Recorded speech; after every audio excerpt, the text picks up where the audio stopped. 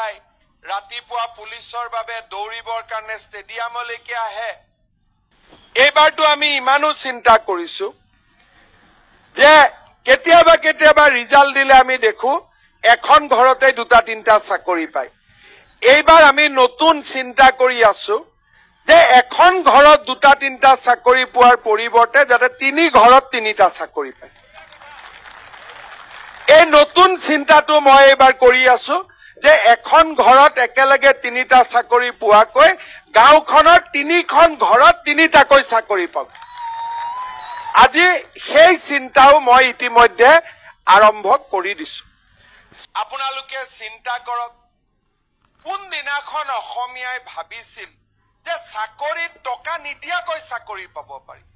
কংগ্ৰেছৰ দিনত এটা অংগনবাদী চাকৰিৰ কাৰণেও টকা দিবলগীয়া হৈছিল। আজিকালি টিভিত পাব অমুকৰ ল'ৰা বোলে APS হ'ল, ল'ৰাটোৰ দেউতাক মাকে কি কৰে বোলে তামোল পাণ ৰুৱে।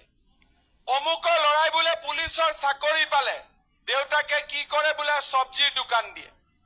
অমুকৰ ল'ৰাই বোলে মাষ্টৰৰ চাকৰি পালে, বোলে দেউতাকে কি কৰে, দেউতাক নাই, মাকে কাৰোবাৰ ঘৰত বন কৰি ল'ৰাটোক পঢ়াই আছে। টিভিত দেখে নে নাই এনেকুৱা কথা? টিভিত ওলাই নে নাই?